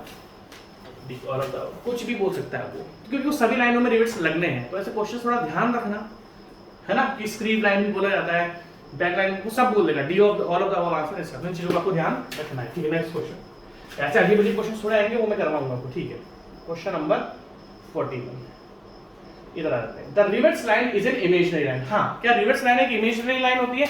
हाँ जी। मुझे एक बात बताओ, जब हम रिवेट्स को फिक्स करते हैं तो वो एक इमेजिनरी लाइन ही तो होती है। उसको हम एक रिवेट लाइन का होता है, एक इमेजिनरी लाइन ही तो बोला जाता है कि हाँ भैया इस लाइन में वो मार्क नहीं करता, मार्किंग नहीं होती, वो एक इमेजिनरी लाइन है। तो इसने पूछा है क्या रिवेट लाइन एक इमेजिनरी लाइन है? अच्छा क्वेश्चन है ये। क्या पूछा इसने आपसे, क्या रिवेट लाइन एक इमेजिनरी लाइन है जिसके अलोंग आप रिवेट्स को प्लेस करते हो? बिल्कुल सही बात है, हाँ जी। रिवेट लाइन एक इमेजिनरी लाइन है जिसके अलोंग हम रिवेट्स को प्लेस करते हैं। बिल्कुल सही क्वेश्चन है, इजी क्वेश्चन है। नेक्स्ट छोटे छोटे क्वेश्चन है। द डिस्टेंस, देखो ध्यान से देखना, ध्यान से देखना, अच्छा क्वेश्चन है ये। ठीक है, ध्यान से देखो क्या क्वेश्चन पूछा है इसने। The distance measured along one rivet line from the centre of rivet on its to the centre of the adjoining rivet line. ध्यान से देखना इसने क्या पूछा आपसे। इससे वही बोला है आपसे, देखो अच्छे अच्छे क्वेश्चन है, ये बुक्स में आपको मिलेंगे नहीं। ये बुक्स मैं तो बहुत सारी बुक्स देखता हूँ तो उसमें क्वेश्चंस मिलते हैं। ये बुक्स के क्वेश्चन ही, मैं थोड़ी बोलूँगा कि बुक्स के क्वेश्चन नहीं है। बुक्स ये क्वेश्चंस कोई मैंने बनाए नहीं है, या तो ये क्वेश्चंस आए हुए हैं या ये क्वेश्चन बुक्स में है। बस डिफरेंस क्या है कि बुक्स के जो फालतू क्वेश्चंस होते हैं वो मैं हटा देता हूँ, जो अच्छे क्वेश्चन होते हैं वो मैं उठा लेता हूँ। ये कोई क्वेश्चन सीरियस से थोड़ी कि मैंने बनाए, मैंने नहीं बनाया, बुक्स से क्वेश्चन प्लस एग्जाम में आए क्वेश्चन है। तो क्वेश्चन जो मैं करा रहा हूँ वो दोनों का कॉम्बिनेशन होता है। देखो इसने आपसे क्या पूछा, सिंपल सा इसी डायग्राम को इसने आपके सामने पूछा है। इस कनेक्शन में, इस कनेक्शन को हमने बहुत बार देखा है, ध्यान से देखना। अगर मैं आपसे सिंपल सी बात पूछूं कि इस कनेक्शन, देखो क्वेश्चन देखो ध्यान से, the distance measured along one rivet line from the centre of rivet, एक rivet to the centre of the adjoining rivet line. देखो ध्यान से देखना, अगर मैं इस क्वेश्चन की बात करूं तो हमने क्या करा भाई, दो प्लेट्स लिए, इसमें रिवेट्स लिए। अब इसने क्या पूछा है कि देखो हमने दो टाइप की रिवेटिंग पढ़ी, एक होती है चेन रिवेटिंग, एक होती है जिगजैग। जिगजैग क्या होता है, जिसमें ये रिवेट एक दूसरे के पैरेलल नहीं होते। अगर हम बात करें तो, अगर हम जिगजैग की बात करें, दो प्लेट्स के बनाते हैं तो जिगजैग में ये पैरेलल नहीं होंगे एक दूसरे के, इस तरीके से जिगजैग होता है। अगर हम चेन रिवेटिंग की बात करें तो दोनों जो रिवेट लाइन होती है उसके जो होल्स होते हैं वो एक दूसरे के पैरेलल होते हैं, और जिगजैग में ही एक दूसरे के पैरेलल नहीं होते। अब मैं आपको एक इंपॉर्टेंट टर्म्स बता रहा हूं, ध्यान से देखना। तो इन दोनों के बीच की जो डिस्टेंस है, ध्यान से देखना, आपको ध्यान से देखना पड़ेगा। इन दोनों के बीच की डिस्टेंस है, अब ध्यान से देखना। यहां पर इन दोनों के बीच की डिस्टेंस क्या है? देखो अगर मैं आपसे सिंपल सी बात है पिच पूछूं तो आप बोलोगे सर ये जो दो रिवेट लाइन गई हुई है ना सर, इनके बीच जो डिस्टेंस होती है उसको हम बोलते हैं पिच। पिच हम कब बोलते हैं? कौन सी पिच बोलेंगे? Longitudinal pitch. देखो आपको अगर कंफ्यूजन हो रहा है, मैं फिर देखो मैं ढंग से बात हो सकता है कि आपको कंफ्यूजन हो रहा हो। ध्यान से देखो मैं दो मेंबर्स बनाता हूं, ये दो प्लेट्स हैं, वापस से हमने दो प्लेट्स बना। क्वेश्चन समझने के लिए थोड़ा मेहनत देना पड़ेगा। अगर हम बात करें ये यहां पर जो रिवेट लाइन है उसके जो होल्स हैं वो एक दूसरे के पैरेलल नहीं है, और यहां पर होल्स अगर देखे जाए तो एक दूसरे के पैरेलल। तो अब मैं बोलूं कि पिच क्या होगी, तो आप बोलोगे सर इन दोनों रिवेट लाइन के बीच की जो डिस्टेंस होती है सर इसको पिच बोला जाता है। अब आप ध्यान से देखना, मैं और इसको एक्सप्लेन करूंगा। जब ये चेन रिवेटिंग होती है तो इनके बीच में जो जनरली पिच होती है इसको हम बोलते हैं लॉन्गिट्यूडनल पिच। क्या बोलेंगे? Longitudinal pitch. अगर अब आप ध्यान से देखोगे तो यहां पर ये पिच अब टेढ़ी हो जाती है। यहां पर जो पिच थी एक स्ट्रेट लाइन थी, और इस पिच को हम बोलेंगे लॉन्गिट्यूडनल पिच जब आपकी चेन रिवेटिंग है। और अगर हम दूसरे रिवेटिंग की बात करें तो यहां पर जो पिच है वो टेढ़ी है, इस टाइप की पिच को हम बोलते हैं स्टैगर्ड पिच। Staggered pitch. जैसे कि मैंने आपको बोला था कि हम थोड़ा क्वेश्चन से पढ़ेंगे और थोड़ा लेक्चर्स में पढ़ेंगे। अब क्वेश्चन आपको पता रहना चाहिए कि ये जो पिच होती है जब दोनों रिवेट लाइन एक दूसरे के चेन रिवेटिंग इसको लाता है, जब दोनों रिवेट लाइन के रिवेट होल्स एक दूसरे के पैरेलल है इसको बोलते हैं चेन रिवेटिंग, और जब ये इंक्लाइंड होती है उसको बोलते हैं स्टैगर्ड पिच। आप ध्यान से देखना, क्वेश्चंस पढ़ो। इसने the distance measured along one rivet line, एक रिवेट लाइन से दूसरे रिवेट लाइन तक, फ्रॉम द सेंटर, रिवेट के सेंटर से, on the centre of adjoining rivet line on adjacent plane parallel rivet line is known as. मैंने ये question आपको इसलिए बताया क्योंकि क्वेश्चन मेरे को बहुत सारी बुक्स में मिला। पहली बात तो इसने बोला है कि अगर अगली पैरेलल भी, देखो इसने क्वेश्चंस क्या दिया आपको, ध्यान से देखना, मेरे को आपको बहुत मजा आएगा। मैंने आपको दो केसेस बताए, क्यों उस क्वेश्चन को मैं बार बार बोल रहा हूं। यहां पर इसने जो एक रिवेट लाइन से दूसरे रिवेट लाइन के दोनों के सेंटर से डिस्टेंस पूछी है, और वो भी बोला हुआ है वो on the adjacent parallel rivet. तो ये जो क्वेश्चन है ना, ये क्वेश्चन होता है चेन रिवेटिंग का, और इस क्वेश्चन में जो ऑप्शन दिए हुए होते हैं वो दिए हुए होते हैं आपका, आप ध्यान से देखो मेरी बात। देखो चेन रिवेटिंग में क्या है कि दोनों लाइंस पैरेलल होती हैं और दोनों के होल्स भी पैरेलल होते हैं। अब अगर हम स्टैगर्ड की बात करते हैं तो स्टैगर्ड में लाइन तो एक दूसरे के पैरेलल होती है बट होल्स एक दूसरे के मतलब अलोंग द सेम लाइन नहीं होता है। अगर मैं स्टैगर्ड की बात करता हूं, आपको दोनों बात ध्यान सुननी पड़ेगी। अगर हम बात करें स्टैगर्ड रिवेटिंग की और चेन रिवेटिंग की, तो दोनों की रिवेट्स लाइन तो एक दूसरे के पैरेलल होती है, पर जो रिवेट होल होते हैं वो अलोंग द सेम एक्सिस नहीं होते हैं। तो ये क्वेश्चन अगर देखा जाए, देखो एक सेंटर से दूसरे पर उससे लिखा है कि to the adjacent parallel line, तो पैरेलल लाइन जो रिवेट लाइन होती है वो तो दोनों में होती है, बट डिफरेंस क्या होता है? देखो स्टैगर्ड में भी अगर मैं बात करूं, देखो स्टैगर्ड की, आप ध्यान से देखना इस क्वेश्चन को, तो यहां पर भी ये दोनों एक दूसरे के पैरेलल है, बट जो रिवेट है वो अलोंग द सेम एक्सिस नहीं है, दोनों के अलग अलग एक्सिस है। तो इस क्वेश्चन को थोड़ा घुमाया हुआ रहता है। कैसे घुमाया हुआ रहता है? इसके दोनों आंसर बनते हैं। क्यों? इसके आंसर चेन रिवेटिंग के भी बनते हैं, क्योंकि रिवेट लाइन तो दोनों के एक्सिस में पैरेलल होती है, बट रिवेट होल एक दूसरे के सेम एक्सिस में नहीं होते हैं। तो इस क्वेश्चन में अब आप ध्यान से इस क्वेश्चन को पढ़ लो। मेरे ख्याल से जितना मैं आपको बता सकता था मैंने आपको बता दिया। इसमें क्या लिखा हुआ है इसने कि आपको डिस्टेंस पता करनी है एक रिवेट लाइन से दूसरी रिवेट लाइन पे, और दोनों रिवेट लाइन पैरेलल है। तो अगर मैं इसका आंसर दूं तो इसके आंसर दोनों बन सकते हैं। जब हम चेन रिवेटिंग की बात करते हैं तो उसमें जो पिच होती है उसमें लॉन्गिट्यूडनल पिच होती है, जो कि यहाँ पर किसी भी ऑप्शन में नहीं दिया। अगर आप देख सकते हो तो ये क्वेश्चन दोनों का है, क्योंकि इसने रिवेट होल्स के बारे में एक्सप्लेन नहीं करा। भाई स्टैगर्ड में भी रिवेट लाइन तो एक दूसरे के पैरेलल नहीं होती, डिफरेंस क्या है? जो होल्स होते हैं वो आगे पीछे होते हैं, सेम एक्सिस में लाइन नहीं करते हैं, बट रिवेट लाइन तो पैरेलल है। तो अगर इस क्वेश्चन को मैं देखूं तो चेन रिवेटिंग का भी क्वेश्चन है, इस क्वेश्चन को मैं देखूं तो ये आपका स्टैगर्ड या जिगजैग का भी क्वेश्चन है, बट इसमें कहीं पर भी लॉन्गिट्यूडनल पिच लेके नहीं रखा। तो इसको हम मान के चलते कि जो क्वेश्चन आपको दे रहा है ये जिगजैग पैटर्न का आपको दे रहा है। ये क्वेश्चन किसको दे रहा है आपको? ये क्वेश्चन आपका जिगजैग पैटर्न का इसने आपको क्वेश्चन दिया। हम ये कंसीडर करके चलेंगे। अब जिगजैग पैटर्न में जो पिच होती है वो कौन सी होती है? नो डाउट स्टैगर्ड पिच होती है। स्टैगर्ड पिच को ही ऑल्टरनेट पिच बोला जाता है, और स्टैगर्ड और ऑल्टरनेट पिच को ही, दैट मींस तीनों और के ऑप्शन है। स्टैगर्ड पिच को क्या बोला जाता है? Alternate pitch. ऑल्टरनेट पिच को क्या बोला जाता है, रीड पिच। तीनों एक दूसरे के ऑल्टरनेटिव है। आप ध्यान रखना कि स्टैगर्ड पिच को ऑल्टरनेट पिच भी बोला जाता है। देखो हमने चेन का तो हटा ही दिया क्योंकि चेन का इसमें एक भी ऑप्शन देखे नहीं रखा, तो अब हम आगे स्टैगर्ड पैटर्न में। तो जो इसके बीच की जो पिच होती है, मैंने आपको पिच बना के दिखाई थी ना, मैं दिखा देता हूँ वापस से, मेरा कोई टाइम वेस्ट थोड़ी हो रहा है यार, समझ में आनी चाहिए मेन चीजें। अब देखो ये जो पिच है ना, ये होती है स्टैगर्ड पिच। ये जो पिच है, ये कौन सी पिच है आपकी, ये है आपकी स्टैगर्ड पिच। और स्टैगर्ड पिच को हम ऑल्टरनेट पिच भी बोलते हैं और रीड पिच भी बोलते हैं। ये हमने क्वेश्चन में पढ़ा है। तो दैट मींस इसके all of the above answer आएंगे, एनी ऑफ द अबव। क्यों? क्योंकि ये तीनों नाम एक दूसरे के ही हैं। कुछ क्वेश्चंस अच्छे हैं यार, मजा आता है कुछ क्वेश्चंस को पढ़ने में। नेक्स्ट क्वेश्चन पढ़ते हैं, ठीक है। नेक्स्ट क्वेश्चन मैं आपको कितनी थ्योरी पढ़ा लूंगा, ऐसे क्वेश्चन जब तक मैं आपको कराऊंगा नहीं, आपसे होंगे नहीं। Next question, the working shear stress. जैसा कि आपको पता है shear stress, the working shear stress on the power driven field reverse. कितना होता है शियर स्ट्रेस? सिंपल सा है सर, आपने हमें सारे परमिसिबल स्ट्रेसेस बता के रखे हैं। ये क्वेश्चन पहले भी आ चुका है। परमिसिबल स्ट्रेसेस क्या है, पावर ड्रिवन में क्या है, अगर हम शियर की,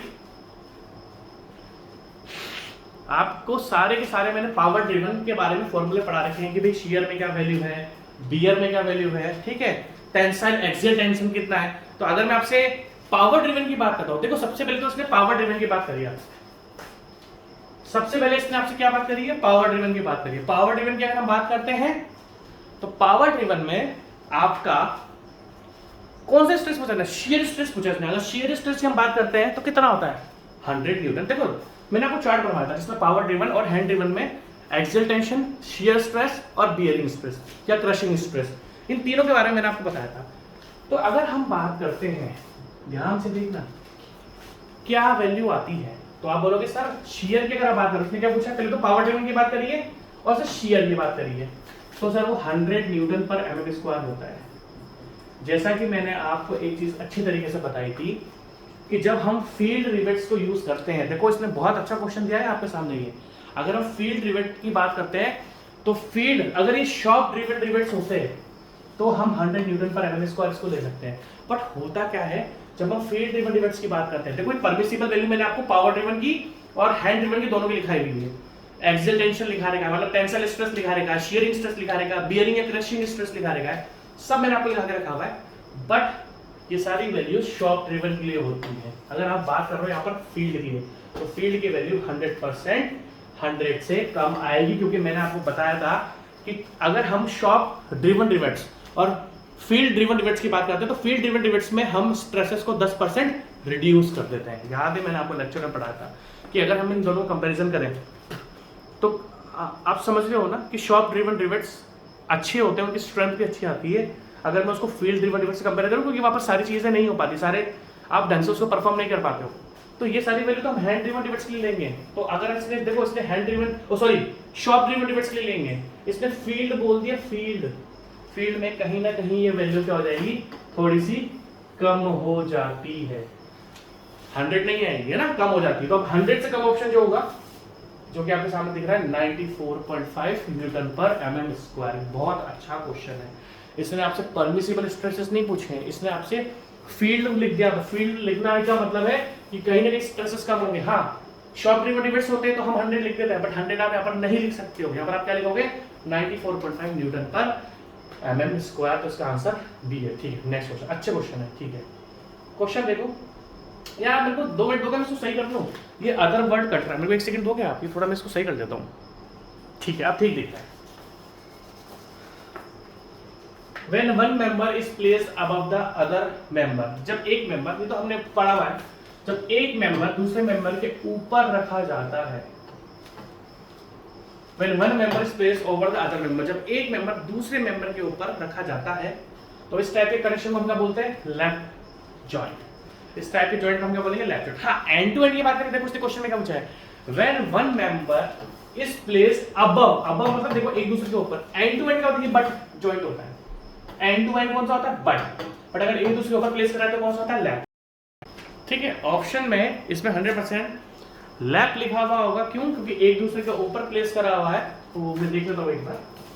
ठीक है, तो देखो लेफ्ट जॉइंट, आंसर क्या आ रहा है आपका, लेफ्ट जॉइंट। एक दूसरे के ऊपर है और एंड टू एंड है तो बट जॉइंट। ठीक है, अब अगर हम बात करें, बहुत अच्छा क्वेश्चन है, बेंडिंग स्ट्रेस में develop in the case of, देखो होता क्या है, ध्यान से देखो, बेंडिंग स्ट्रेस होता क्या है, ध्यान से देखना। जब हम लैप ज्वाइंट करते हैं ना, तो देखो ये दोनों, अगर मैं इनको दबाऊं तो ये दोनों पोर्शन हिल सकते हैं, ध्यान से देखना। मतलब देखो दो चीज होती है, अगर हम बट की बात करते हैं तो बट ज्वाइंट में हम क्या करते हैं, कवर प्लेट लगा देते हैं। बट ज्वाइंट में हम क्या यूज करते हैं, बट ज्वाइंट में हम लोग कवर प्लेट को लगा देते हैं। तो ये इजीली आप देख सकते हो कि हाँ इसकी पैकिंग अच्छे से हो जाती है, ऊपर नीचे अच्छे से पैकिंग हो जाती है। बट अगर आप लैप ज्वाइंट की बात करते हो और आपने इसमें रिवेटिंग करी हुई है, अगर हम लैप ज्वाइंट की बात करते हो और आपने इसमें रिवेटिंग करी हुई है, तो इसमें क्या होता है, देखो दोनों पोर्शन ऊपर नीचे हो सकते हैं। इस कारण क्या होता है, वहां पर तो पैकिंग प्लेट्स हैं, कवर प्लेट्स हैं, यहाँ पर कवर प्लेट्स कुछ भी नहीं होती। इस कारण जो आपका लैप ज्वाइंट होता है, इस कारण जो आपका लैप ज्वाइंट होता है, इस लैप ज्वाइंट में आपका बेंडिंग स्ट्रेस डेवलप हो जाता है। बट ज्वाइंट में नहीं होता है। अच्छा क्वेश्चन है, बट ज्वाइंट में नहीं होता, बट लैप ज्वाइंट में बेंडिंग स्ट्रेस आपका डेवलप हो जाता है। तो इन चीजों का आपको ध्यान रखना पड़ेगा कि in lap joint but bending stresses में बी डेवलप। ठीक है, नेक्स्ट क्वेश्चन। अगर आप एक चीज नोटिस करोगे तो आपने देखा होगा कि मैं आपको, थ्योरी मैंने कम पढ़ाई है, थ्योरी मैंने छोटी, इतना डीपली थ्योरी नहीं पढ़ाई है। बट क्वेश्चंस में हम लोग, देखो हमारा जो क्वेश्चंस वाले लेक्चर्स होते हैं जिसमें हम क्वेश्चंस पढ़ते हैं, उसमें थोड़ी बहुत पहले थ्योरी पढ़ते हैं, जैसे मैंने आपको बताया मुझे पढ़ानी पड़ेगी, तभी आपके भेजे में चीज आएगी। तो ये चीजों का आप ध्यान रखना, ठीक है। Next question. तो आपने देखा होगा कि क्वेश्चंस कराते कराते भी मुझे थोड़ी बहुत थ्योरी पढ़ानी पड़ रही है, ठीक है। The failure of riveted joint, हाँ भैया फेलियर कैसे कैसे हो सकता है, रिवेटेड जॉइंट का फेलियर कैसे कैसे हो सकता है। तो रिवेटेड जॉइंट का जो फेलियर है, शियर फेलियर ऑफ रिवेट्स हो सकता है, बेयरिंग फेलियर ऑफ रिवेट्स हो सकता है, टियरिंग फेलियर ऑफ प्लेट, तीनों की वजह से आपका फेलियर हो सकता है। तो all of the above answer इसका आएगा। ये तो बच्चा क्वेश्चन है, ऐसे क्वेश्चन हमें टाइम वेस्ट नहीं करना है, हो सकता है, ठीक है। Bearing failure of rivets occur, हाँ बियरिंग फेलियर क्या था, देखो मैंने आपको एक बात बताई थी, जो हेड होता है ना वो डैमेज हो जाता है। आपको पता होगा कि अगर मैं आपसे बोलूं कि रिवेट्स का बियरिंग फेलियर क्या, तो आप बोलोगे सर ये जो हेड होता है ना डैमेज हो जाता है प्लेट्स की वजह से। देखो एक तो शियर स्ट्रेस है जब दोनों पे पैरेलल फोर्स लगेगा, और जब हम बोलते हैं कि हेड डैमेज हो गया, ये हेड डैमेज चिपक रहा है, ये हेड डैमेज हो गया, तो जब हेड डैमेज होता है तो वो प्लेट्स की वजह से होता है, और इस टाइप के फेलियर को हम बोलते हैं बियरिंग फेलियर ऑफ रिवेट्स। आपको ध्यान रखना पड़ेगा कि प्लेट्स का शियर फेलियर क्या है, प्लेट्स का बियरिंग फेलियर, सॉरी रिवेट्स का शियर फेलियर क्या है, रिवेट्स का बियरिंग फेलियर क्या है, या प्लेट का टियरिंग फेलियर क्या है। जनरली तो हम अगर स्ट्रेंथ की बात करें तो इन तीनों फेलियर से ही हम लोगों को स्ट्रेंथ मिलती है। अगर हम तीनों के स्ट्रेंथ की बात करें तो हम इन तीनों से ही हमें स्ट्रेंथ मिलती है। तो अगर आपसे पूछे कि बियरिंग फेलियर ऑफ रिवेट्स क्यों होता है, तो भैया बियरिंग फेलियर होता है, जो प्लेट्स होती हैं वो रिवेट्स के हेड को डैमेज कर देती हैं, क्रश कर देती हैं, क्रश मतलब तोड़ देती हैं। Bearing failure of rivet occurs when the rivet is crushed by the plate. बिल्कुल सही स्टेटमेंट है, ये ट्रू फॉल्स का क्वेश्चन है, तो ये बिल्कुल करेक्ट स्टेटमेंट। और शियर में क्या होता है कि जो आपका शैंक होता है वो टूट, देखो ध्यान रखना, बियरिंग फेलियर ऑफ जो रिवेट्स होता है उसमें रिवेट्स का हेड डैमेज हो जाता है जो प्लेट्स करती हैं, बट जो मेन प्लेट्स होती हैं, मेन मेंबर्स होते हैं। और अगर हम बात करते हैं शियर फेलियर की, तो जो शैंक होता है वो शैंक टूटता है, तो रिवेट का एक बार हेड टूटता है जिसको हम बियरिंग फेलियर बोलते हैं, क्रश हो जाता है बियरिंग में। और अगर हम शियर फेलियर की बात करेंगे तो शैंक टूटता है आपका, सिंगल शियर डबल शियर हमने दोनों पढ़ा था।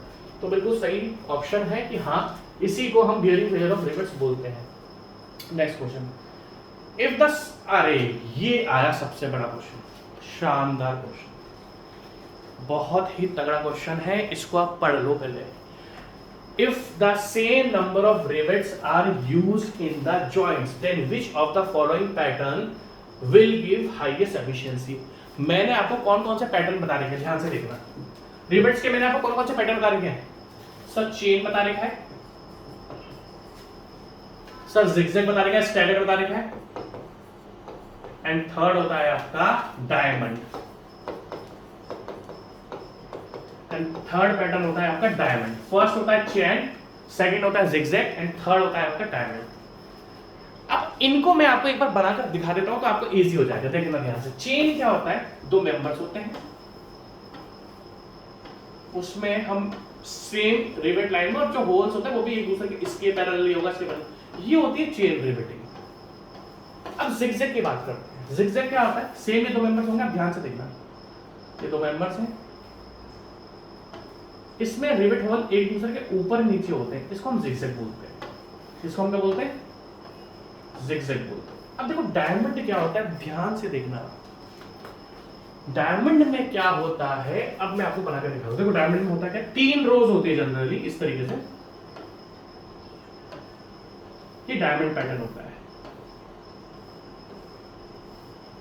ये डायमंड पैटर्न में क्या होता है, ये इस तरीके से, इसमें 3 बना दिए, इसमें 2 बना दिए। देखो डायमंड पैटर्न क्या होता है कि 3 रोज आप जनरली 3 ले लेते हो, 2 भी ले सकते हो, कोई बड़ी बात नहीं। ये इस तरीके से एक्चुअली डायमंड पैटर्न में क्या होता है कि आपने रिवेट्स, देखो अगर मैं यहाँ पर चेन की बात करूं, जिगजैग की बात करूं, तो यहाँ पर रिवेट्स कम है, और अगर मैं डायमंड पैटर्न की बात करूं तो यहाँ पर रिवेट्स ज्यादा है। बट अगर आप देख सकते हो तो डायमंड पैटर्न में एरिया बच जाता है। देखो ना ये एरिया मैंने काटा हुआ यहाँ से, डायमंड में रिवेट्स तो ज्यादा होते हैं बट प्लेट्स का एरिया कम यूज होता है। तो in diamond pattern area will be less use, area come use होता है, जिस कारण डायमंड पैटर्न को अगर आप रिवेटिंग करते हो, क्योंकि उसमें आपको आप एरिया को रिमूव कर सकते हो, चेन में नहीं कर सकते, जिगजैग में नहीं कर सकते, बट डायमंड में क्या होता है, जो पोर्शन है आखिरी वाला, इसको हम कट कर सकते हैं। तो इसमें क्या होता है, डायमंड रिवेटिंग में हमारा मेंबर का एरिया बच जाता है, और एरिया बच जाएगा तो ये एफिशिएंट है मेरे लिए। तो ध्यान से देखना, अब इसने क्या बोला है, इसने क्या बोल दिया कि आपके same number of rivets use कर रहे हो आप, इसमें भी 4 करें, इसमें भी अगर हम बात करें, इसमें भी 4 करें, इसमें भी 4 करें, और इसमें भी आपने 4 ही रिवेट्स यूज करें। बट डायमंड पैटर्न में क्या होता है, डायमंड पैटर्न में एरिया बच जाता है मेंबर का। क्या बोला कि same number of rivets use करने हैं, इसमें भी 4 करो, इसमें भी 4 करो, इसमें भी 4 करो। अभी तो पहले मैंने आपको इन दोनों के बीच में डिफरेंस बताया। अब इसने हमसे क्या बोल रहा है कि भैया सिंपल सी बात है कि सब में 4 ही यूज करने हैं, या 5 यूज करने हैं, 6 यूज करने हैं। तो सबसे ज्यादा जो एफिशिएंसी होता है वो कौन सा देता है, diamond pattern, because of area आपका बच जाता है मेंबर का, और एरिया बच गया तो वो मेरा मैक्सिमम एफिशिएंसी देगा, विल गिव हाईएस्ट एफिशिएंसी। अब मैं आपको आंसर दिखा देता हूं। आंसर है चेन रिवेटिंग। देखो आंसर देखो, चेन रिवेटिंग, जिगजैग रिवेटिंग। क्या है आंसर, क्या है, चेन रिवेटिंग, जिगजैग रिवेटिंग, और क्या दे रखा है आपके सामने, डायमंड रिवेटिंग। तो इसका आंसर क्या है, डायमंड रिवेटिंग। मैं आपको फिर बता रहा हूं, 50% थ्योरी में पढ़ाऊंगा, 50% क्वेश्चंस करते हुए पढ़ाऊंगा। आपको बात समझ में आ रही है, तभी क्वेश्चन आपको अच्छे से कर पाओगे आप। अब मैं क्या बोलता हूँ, रिवेट में इस लेक्चर के बाद बंद कर रहा हूँ, इसके बाद मैं रिवेट्स के जेईई और ए लेवल में मैं रिवेट्स के बाद, हाँ एक टॉपिक और बता देता हूँ मैं आपको। एक टॉपिक है एक्सेंट्रिक कनेक्शन।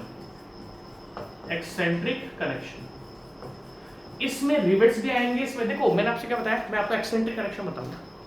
अभी रिवेट्स के जितने क्वेश्चन मैंने आपको करा दिया, आप किसी भी बुक को उठा लो, कोई भी बुक आप उठाओ, आप सारे क्वेश्चंस कर लोगे, रिवेट्स से सारे क्वेश्चंस आप कर लोगे।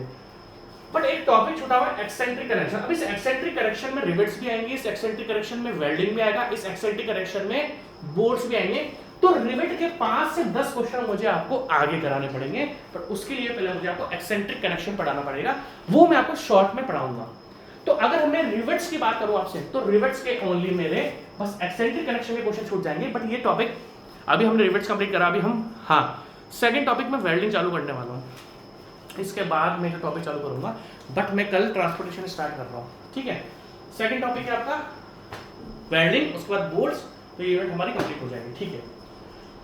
सिंपल सी बात है, ठीक है। अब अगर हम आगे की बात डिस्कस करें आप लोगों से, ठीक है। क्वेश्चन नंबर 49, क्वेश्चन नंबर 49 देखो एक बार। The strength of riveted joint, question पढ़ो एक बार। The strength of riveted joint against shear of rivets. देखो इसने क्या लिखा हुआ है, मैं आपको बता देता हूं। The strength of riveted joint against shearing of rivet is equal to strength against bearing. इसने यार ऑफ रिवेट्स, इसने आपसे इस क्वेश्चन में ये पूछा है कि जो रिवेट्स की शियर स्ट्रेंथ होती है, पहली बात तो मैं रिवेट्स की शियर से लिख लेता हूं, shear strength of rivets bye bye. आपको याद है मैंने आपको तीनों की तीनों स्ट्रेंथ पढ़ाई है कि शियर स्ट्रेंथ ऑफ रिवेट्स क्या होता है, pi by 4 into D square by 2। देखो इस क्वेश्चन में क्या देखा है, अगेंस्ट शियर। दूसरा अगर आप इस क्वेश्चन में स्ट्रेंथ देखोगे तो इसने आपको क्या दे रखी है, बियरिंग। बियरिंग क्या होती है, N D T into sigma B, bearing stress, permissible bearing stress. तो अगर मैं बात करूं रिवेट्स की जो शियर स्ट्रेंथ होती है वो होती है पाई बाय 4 इन, अब सिंगल रिवेट के लिए लिखिए, यहाँ पर n से मल्टीप्लाई कर दोगे तो n नंबर ऑफ रिवेट्स के लिए, ये n नंबर ऑफ, देखो ये है बियरिंग स्ट्रेंथ और ये है आपकी शियरिंग स्ट्रेंथ। इस बंदे ने आपसे इस क्वेश्चन में पता है क्या पूछा है, क्या रिवेट्स की बियरिंग स्ट्रेंथ और शियरिंग स्ट्रेंथ सेम होती है? दिखाऊं मैं आपको क्वेश्चन में, देखो the strength of riveted joint अगर against shearing of rivets is equal, भैया इक्वल नहीं होती है, दोनों के फॉर्मूलाज आपके सामने अलग अलग है। स्ट्रेंथ बिल्कुल भी इक्वल नहीं होती है, स्ट्रेंथ बिल्कुल भी इक्वल नहीं होती, अलग अलग होती है, ठीक है। नेक्स्ट क्वेश्चन, नेक्स्ट क्वेश्चन क्या है, एल नंबर, ठीक है, द स्ट्रेंथ, हाँ अब ये क्वेश्चन मस्त आया, इस क्वेश्चन को ध्यान से देखना, जबरदस्त क्वेश्चन है, जबरदस्त, देखो ध्यान से। द स्ट्रेंथ, पहली बात तो 6 नहीं है, सिग्मा भी है, पी मतलब सिग्मा भी मतलब बियरिंग स्ट्रेस, तो यहाँ पर जहां जहां पर भी 6 लिखा हुआ है उसको सिग्मा बी कर दो, गलत लिखा हुआ है 6 sigma B. What is sigma B? Permissible bearing, मैं लिख देता हूं सिग्मा बी क्या होता है, permissible bearing stress, bearing stress. अब आप ध्यान से देखना, ध्यान से देखो तभी क्वेश्चन करने में मजा आएगा। अब अगर मैं आपसे बात करता हूं तो इसने क्या पूछा है, strength of plate in tearing. आप ध्यान से देखना, अगर मैं आपसे पूछूं कि मैंने आपको टियरिंग स्ट्रेंथ ऑफ प्लेट पढ़ाई, तो आप बोलोगे हाँ सर आपने हमें टियरिंग स्ट्रेंथ, मैंने आपको 3 स्ट्रेंथ पढ़ाई थी, 2 तो पढ़ाई थी रिवेट्स की, एक पढ़ाई थी किसकी, किसकी पढ़ाई थी, ध्यान से देखो, आप मेरी बात ध्यान से देखनी पड़ेगी आपको। ओके टियरिंग है ना, तो यहाँ पर ओनली सिग्मा है, sigma sigma tensile stress, bearing में सिग्मा बी आता है और टियरिंग में आएगा ओनली सिग्मा टेंसाइल स्ट्रेस कितना है, बी नहीं आएगा, ओनली सिग्मा आएगा। क्यों आएगा सिग्मा? क्योंकि टियरिंग की बात कर रहा है, मेरे यहाँ पर सिग्मा भी बियरिंग की वजह, बियरिंग जब होता है, बियरिंग फेलियर जब होता है तो सिग्मा भी आता है, और अगर टियरिंग है तो उसमें हम ओनली टेंसाइल स्ट्रेस देखेंगे, टेंसाइल स्ट्रेस कितना है प्लेट का, तो सिग्मा लिखो ओनली, बट सिग्मा ये गलत लिखा हुआ है यहाँ पे, काट लीजिए पूरा, नहीं tensile stress, what is sigma? Tensile stress, क्योंकि टियरिंग की बात कर रहा है, टेंसाइल स्ट्रेंथ या स्ट्रेस ऑफ प्लेट, ठीक है भाई, अब ध्यान से देखना। अब अगर मैं आपसे आगे की बात डिस्कस करूं, आपको ध्यान से देखनी पड़ेगी, मैंने आपको प्लेट की टियरिंग स्ट्रेंथ बता के रखी हुई और बिल्कुल बता के रखी हुई, वो क्या होता है, B minus N D T into sigma, B minus N D T thickness of plate into tensile strength of plate, ये टियरिंग स्ट्रेंथ का फॉर्मूला है प्लेट का। अब आपको बहुत जबरदस्त चीज में दिखाता हूं, आप ध्यान से देखना, ये किसका फॉर्मूला है, टियरिंग स्ट्रेंथ ऑफ प्लेट का। सर आपने फॉर्मूला हमें पढ़ाया हुआ है, देखो उसने क्या लिखा हुआ है, देखो अब ध्यान से देखना, ये एक मेंबर है, ये रिवेट्स है, इसकी जो टोटल विड्थ है वो आती है बी, ध्यान से देखना पड़ेगा आपको, तभी इस क्वेश्चन में मजा आएगा। अगर मैं आपसे बात करूं, ध्यान से देखना प्लीज, तभी मजा आएगा। टोटल विड्थ थी, अब क्या करते हैं हम, विड्थ में जितने, टियरिंग कहां पर होगी, देखो अगर मैं आपको ढंग से बताऊं, एक बार मैं ढंग से बताऊं, देखो वो फॉर्मूला वापस लिख दूंगा आपके सामने, देखो ये प्लेट है, ये होल्स है, टियरिंग इस वाले पोर्शन पे होती है ये, तो अगर मैं आपसे पूछूं कि इस प्लेट के किस वाले पोर्शन पे टियरिंग, देखो अगर ये टोटल विड्थ बी थी, और अगर मैं आपसे पूछूं कि इस प्लेट के कितनी लेंथ पर आपकी टियरिंग हुई है, तो आप बोलोगे सर ये 2 होल से, ये 2 होल को आप सर माइनस कर दो, और जो भी डायमीटर ऑफ रिवेट है, जो भी डायमीटर ऑफ रिवेट होल है, ठीक, इस तरीके से क्या होता है, इस लेंथ पे हमारी टियरिंग होती है। देखो टोटल विड्थ बी है तो 2 होल्स से माइनस कर दिए, और अगर मैं स्ट्रेंथ की बात करता हूं तो हम क्या करेंगे, थिकनेस से और प्लेट के टेंसाइल स्ट्रेस से मल्टीप्लाई कर देते हैं। अब ध्यान से देखना, ये जो टोटल लेंथ है, ये जो टोटल लेंथ है, आप ध्यान से देखना मेरी बात, मैंने जो फेलियर यहाँ पर जो स्ट्रेंथ लिखी है वो टोटल लेंथ ले लिखी हुई है, इसने क्या पूछा है, पर पिच लेंथ, दैट मींस अगर इसने आपसे टोटल पूछी कि टोटल पोर्शन कितने पोर्शन पर टियरिंग हो रही है तो बी माइनस एन डी हो जाता है, बट इसने आपसे टोटल पोर्शन नहीं पूछा, बस एक पिच के बारे में पूछा। मान लो इन दोनों के बीच की जो पिच है वो P है। इसने आपसे पिच के बारे में पूछा है या फिर गेज के बारे में पूछा है। तो ये जो टोटल विड्थ है ना, पहली बात तो सिंपल सा फंडा है क्या कि आप यहां पर जो B माइनस ND लिखा हुआ है वो टोटल पोर्शन के लिए लिखा हुआ है। यहां पर इसने ओनली सिंगल पिच के लिए पूछ ली, तो यहां पर जो B है ना वो मैं पिच से रिप्लेस कर देता हूं। और पर पिच का मतलब क्या है कि भैया सिंपल सी बात क्या है कि होल्स मतलब दो होल के बीच में एक पिच होती है, तो यहां पर n हट जाता है। n क्या होता है? जब बहुत सारे नंबर ऑफ रिवेट्स होता है। जहां पर पिच लेंथ, भाई बहुत अच्छा क्वेश्चन है, ध्यान से देखना। जहां पर पिच लेंथ उसने आपसे पूछ लिया, तो दैट मींस वो आपसे सिंगल दो होल्स के बीच के बारे में बात कर रहा है। तो P दो होल्स के बीच में एक पिच आती है इंटू T इंटू टेंशन। ये देखो दैट मींस अगर मैं बियरिंग स्ट्रेंथ या सॉरी जब मैं टियरिंग स्ट्रेंथ ऑफ प्लेट की बात करता हूं तो फॉर्मूला बनता है ये। बट अगर उसने ओनली एक सिंगल पिच ले लिया ना, पर पिच लेंथ पूछ लिया आपसे, तो पर पिच लेंथ के लिए आपको सिंगल पिच लेनी पड़ेगी और विड्थ को रिप्लेस करना पड़ेगा P से, और फाइनली आपका फॉर्मूला बनता है P minus D into T into sigma. भी फॉर्मूला आप देख लो। अगर आप ऑप्शन सी देखोगे, एक बार आप ऑप्शन सी देख लो, बहुत अच्छा क्वेश्चन है ये। अगर आप ऑप्शन सी देखोगे तो इस ऑप्शन सी में आपको अच्छी तरीके से दिख रहा है मैं आपसे क्या बताना चाह रहा हूं। तो इसका आंसर क्या होगा? P minus D into T into sigma. Steel है, थोड़ा ध्यान से देखना, क्वेश्चंस करने में प्रॉब्लम हो जाएगी वरना। Next question, if the thickness of thinnest, हाँ ठीक है, if the thickness of thinnest outside, इसने क्या देखा है, एक दो प्लेट्स ज्वाइन करिए, और मैंने आपको बताया था कि जब भी दो प्लेट हम ज्वाइन करते हैं तो उसमें जो थिकनेस लेते हैं वो हमेशा पतली वाले मेंबर की लेते हैं, जो पतला वाला मेंबर आपका होता है। If the thickness of thinnest outside plate is 10 mm, दो प्लेट्स हैं, जो पतले वाले की उसकी थिकनेस कितनी है? 10 mm। Then the maximum pitch of the rivets in tension. अगर आपको ध्यान हो तो मैंने आपको टेंशन का फॉर्मूला पढ़ाकर रखा हुआ है, क्या? 16T और 200 mm। ठीक है, अगर हम आपसे बात करते हैं टेंशन की, तो टेंशन के पिच का फॉर्मूला क्या होता है? 16T और 200 mm, ये पिच का फॉर्मूला होता है फॉर टेंशन मेंबर। ये टेंशन मेंबर के पिच का फॉर्मूला है, ये टेंशन मेंबर के पिच का फॉर्मूला है। अगर आप ध्यान से देखोगे तो ये टेंशन मेंबर के पिच का फॉर्मूला है। तो अगर हम टेंशन मेंबर के पिच की बात करते हैं तो ये फॉर्मूला, अब थिकनेस कितनी देकर रखी है? 10 mm, तो यहाँ पर T क्या रख दो? 10 mm, 16 into 10 which is equal to 160, और इन दोनों वैल्यूज को हम लेते हैं लेस। तो इसने क्या करा? आपको कुछ भी नहीं करा, क्वेश्चन सॉल्व कराने की कोशिश करी। सिंपल सा फंडा है, दोनों की जो पतली थिकनेस, देखो इसने मैक्सिमम पिच की बात करी, मैक्सिमम पिच के लिए टेंशन मेंबर में कंप्रेशन में क्या था? 12T आ जाता है।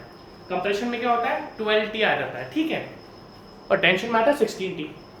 तो हमने यहाँ पर थिकनेस की वैल्यू पुट करी तो 160 आ रहा है, और इन दोनों में से जो कम होता है उसको हम मैक्सिमम पिच लेकर चलते हैं। तो 100% इन्होंने आंसर में 160 लेकर रखा हुआ। मैं आपको दिखा देता हूँ, ये देखो ऑप्शन नंबर बी देखो एक बार। अगर आप देखोगे टेंशन के मैक्सिमम पिच और रिवेट्स, अगर देखो ना, मैं टिक कर देता हूँ ना, मुझे कोई प्रॉब्लम नहीं है। देखो maximum pitch of rivets in tension will be taken as, आप ऑप्शन नंबर बी देख सकते हो। ऑप्शन नंबर बी में आपके सामने 160 देकर रखा हुआ है। नेक्स्ट क्वेश्चन,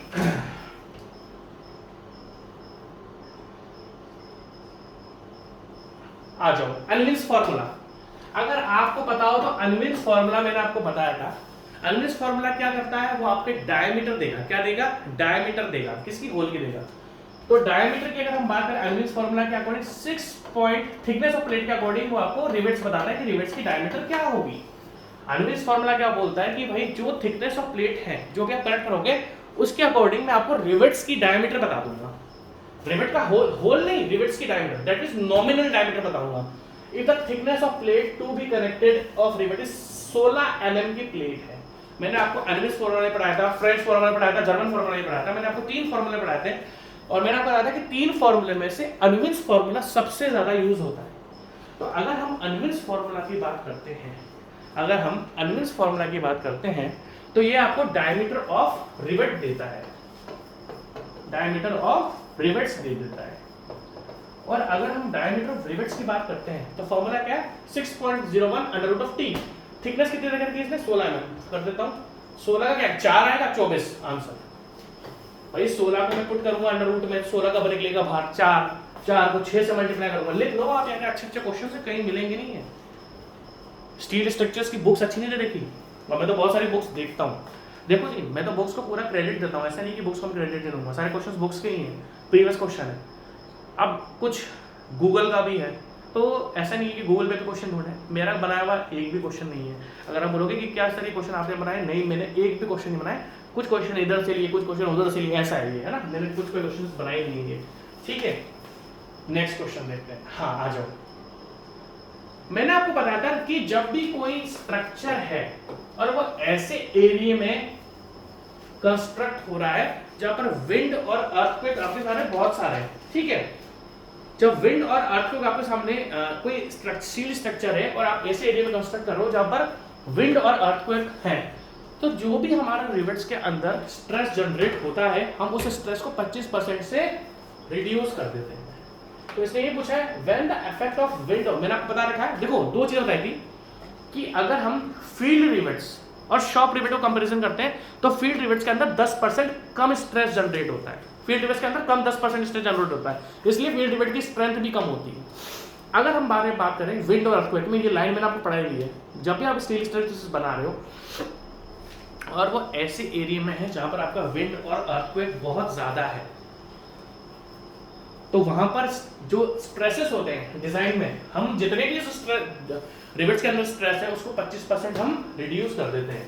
लिखा हुआ है, पूरा पढ़ाया हुआ है, ये बच्चों ने चीजें देखो।